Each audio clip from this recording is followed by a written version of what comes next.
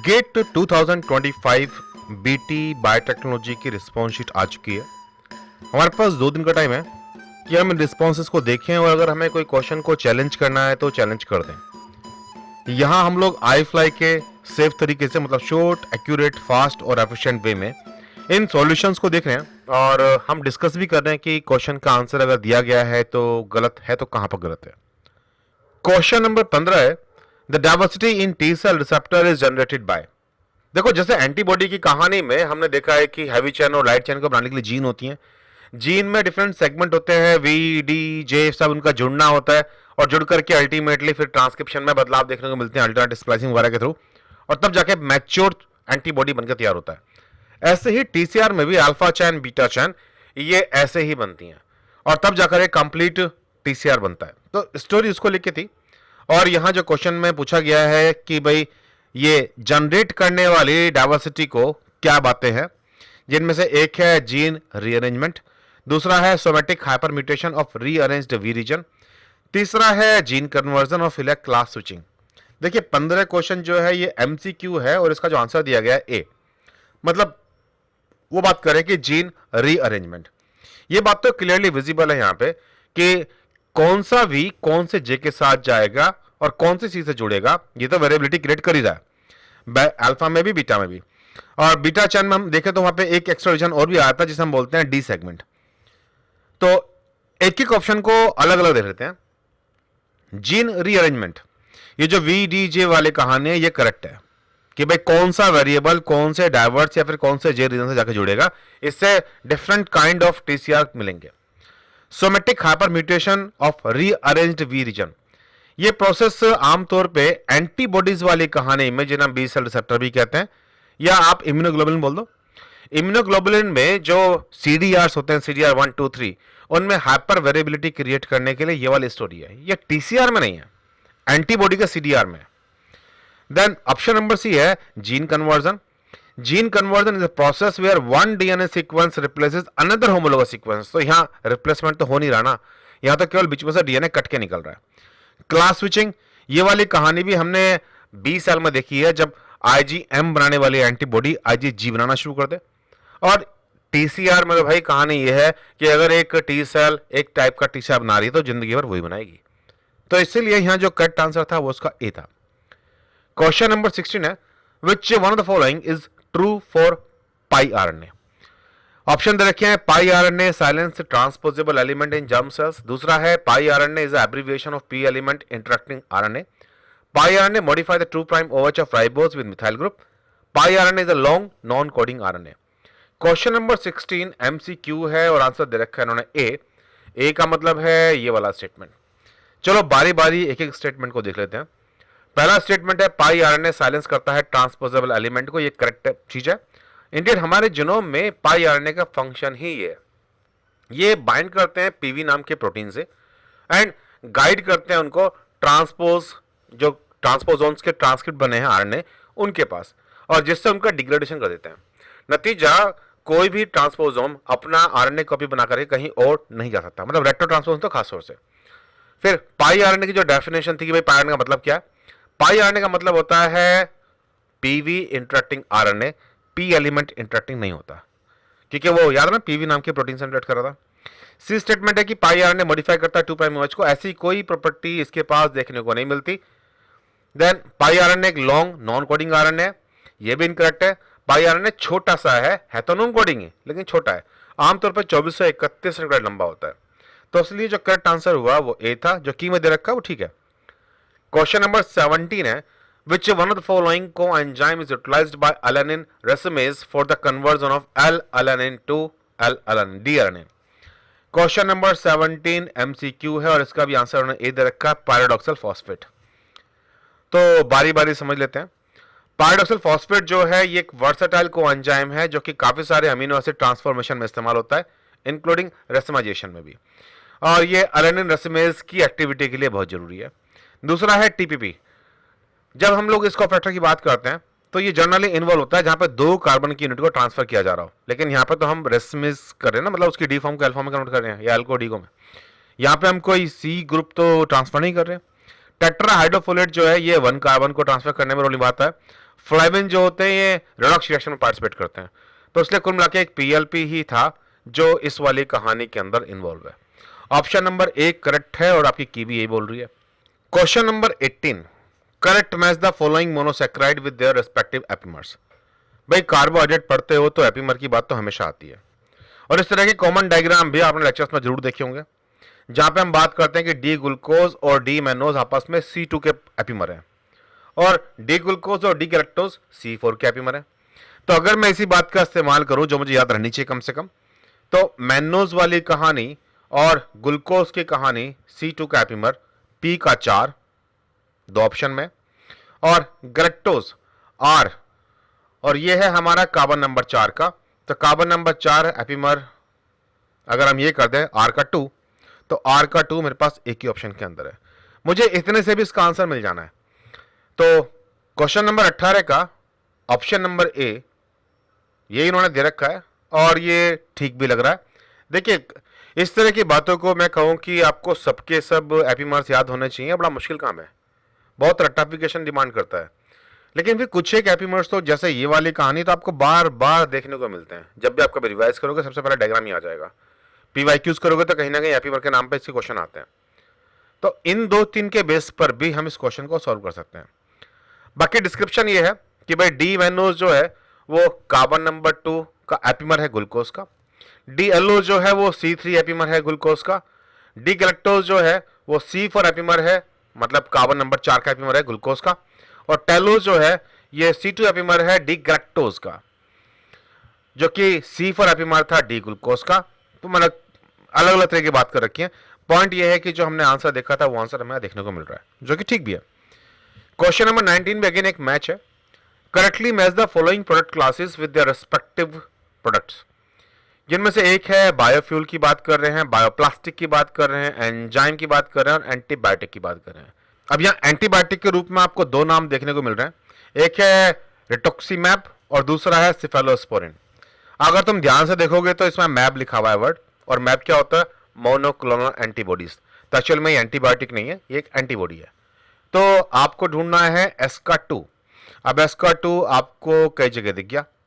फिर बायोफ्यूल के रूप में देखोगे तो बायोफ्यूल आपको मिलेगा बिटेनॉल, और एस हम बात कर रहे हैं पी के 3 की, तो इनमें से पी का 3 यहां पर है और ये लास्ट वाले में भी है।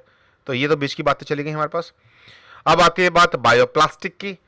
तो बायोप्लास्टिक के लिए पॉली लैक्टिक एसिड है, जैसे आप जानते हो कि जो नॉर्मल प्लास्टिक इस्तेमाल करते हैं वो होता है पॉली इथाइलिन। तो कुछ आपको ऐसे ही वर्ड ढूंढना है। तो क्यू का है 4, अब क्यू का 4 आपके पास यहां भी है और यहां भी है। अब आपके पास बचा लास्ट में इंडस्ट्रियल एंजाइम। अब एंजाइम इस पूरी कहानी में कौन है, एंजाइम तो सेलुलोज ही है ना।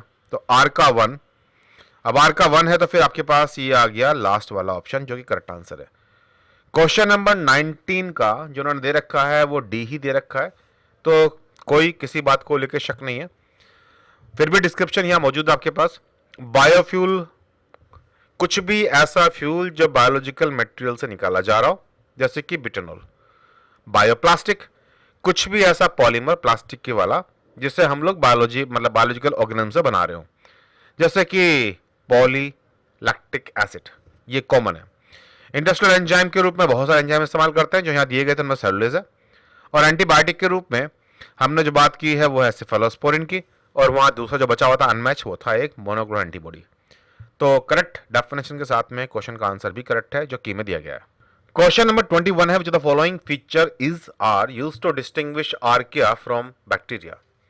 यहां ग्राम स्टेनिंग का जिक्र कर रखा है, पेप्टाइडोग्लाइकन की बात कर रखी है, presence of N acetyl glucosamine की बात कर रखी है, 16S ribosomal RNA. Question number 21 के लिए देखिए ये MSQ है पहली बात, यानी कि यहां पर मल्टीपल आंसर देखने को मिलेंगे, और जो उन्होंने दे रखे हैं वो है B and D. Gram staining असल में gram negative gram positive bacteria के लिए अच्छी है। आप जानते हो आर्किया बैक्टीरिया के अंदर पेप्टाइडोग्लाइकन नहीं होती, बट फिर माइक्रोप्लाज्मा में तो नहीं होती। तो सिर्फ इसके बेस पर आप डिस्टिंग्विश कर दो कि भाई जिसने ग्राम स्टेनिंग दिखाई वो नॉर्मल बैक्टीरिया है, जिसने दिखाई आर्किया बैक्टीरिया, ऐसा नहीं हुआ। तो ये डिस्टिंग्विश करने के लिए आप उसका इस्तेमाल नहीं कर सकते।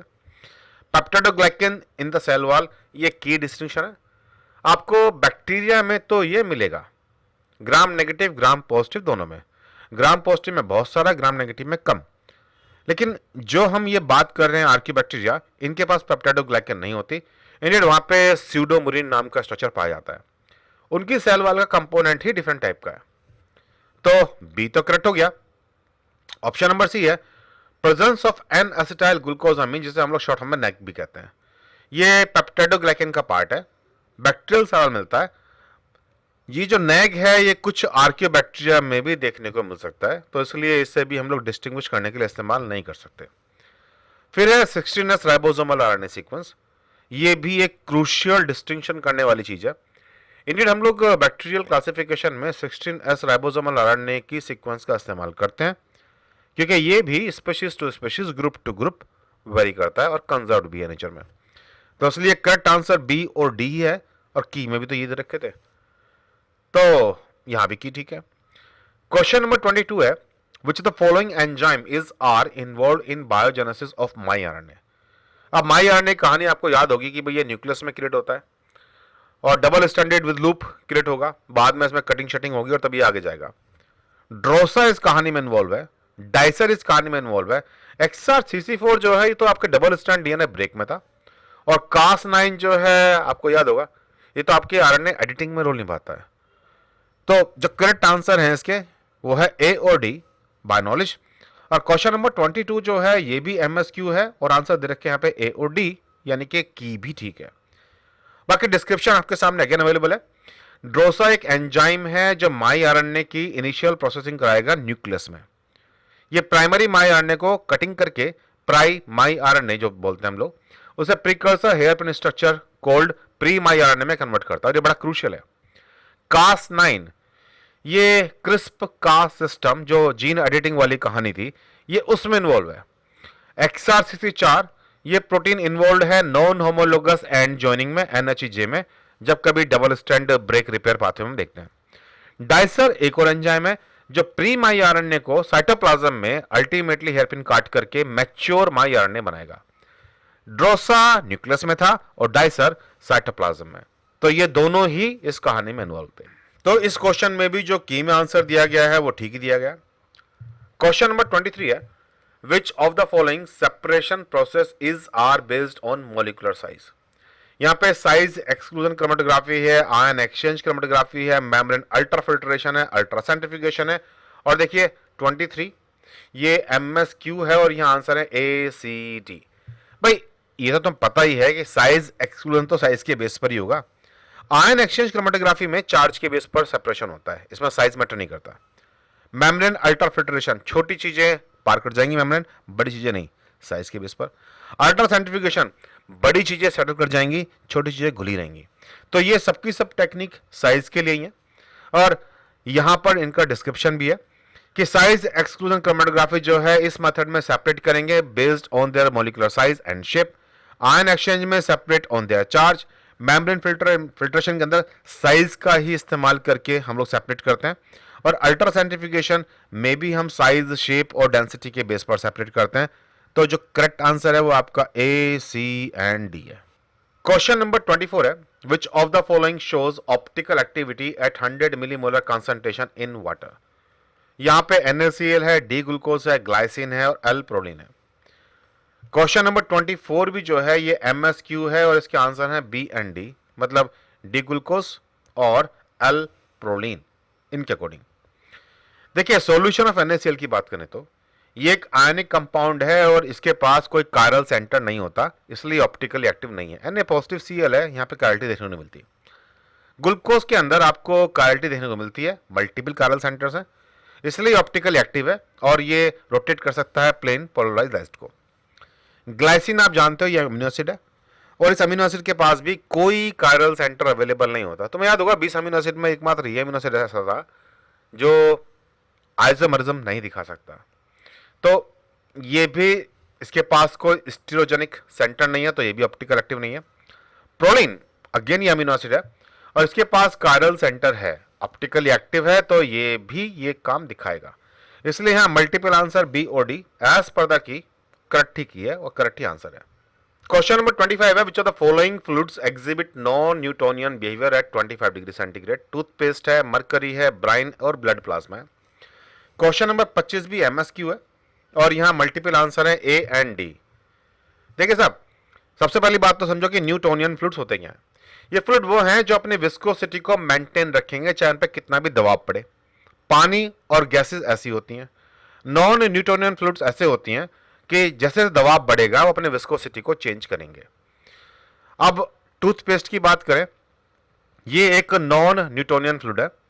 प्रेशर देने पर इसकी जो डेंसिटी है वो बदल जाती है, become more viscous when left undisturbed. Mercury जो है न्यूटोनियन फ्लूइड्स है, इसकी विस्कोसिटी हमेशा कांस्टेंट रहेगी चाहे कैसा भी इसके ऊपर दबाव पड़ रहा हो। ब्राइन नमकीन पानी जो होता है ये न्यूटोनियन फ्लूइड माना जाता है, यहां भी विस्कोसिटी कांस्टेंट रहती है विद टेम्परेचर। ब्लड प्लाज्मा में प्रोटीन वगैरह होते हैं, तो ये नॉन न्यूटोनियन फ्लूइड है। प्रेशर पड़ने पर इसकी डेंसिटी वगैरह बदल सकती है, विस्कोसिटी चेंज हो सकती है। तो एज पर द डिस्ट्रक्शन यहां मुझे दो ऑप्शन देखने को मिल रहे हैं, ए टूथपेस्ट और डी ब्लड प्लाज्मा, और यही बात दे रखी है की के अंदर भी। तो ये क्वेश्चन के आंसर भी ठीक है।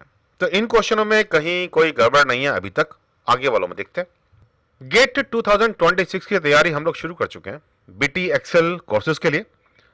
आप भी ये एग्जाम की तैयारी और साथ में CSIR नेट, ICMR जैसे एग्जाम की तैयारी के लिए iFly को कम्युनिकेट कर सकते हैं। iFly नेटगेट के बारे में और जानकारी पाने के लिए गूगल कीजिए #iFly नेटगेट, और कोर्सेज के एडमिशन के रिगार्डिंग क्वेरीज के लिए मुझे व्हाट्सएप कीजिए 9013902981। चलिए फिर जल्दी मिलते हैं एक दूसरे वीडियो में नेक्स्ट सॉल्यूशंस के पार्ट के साथ। Bye bye.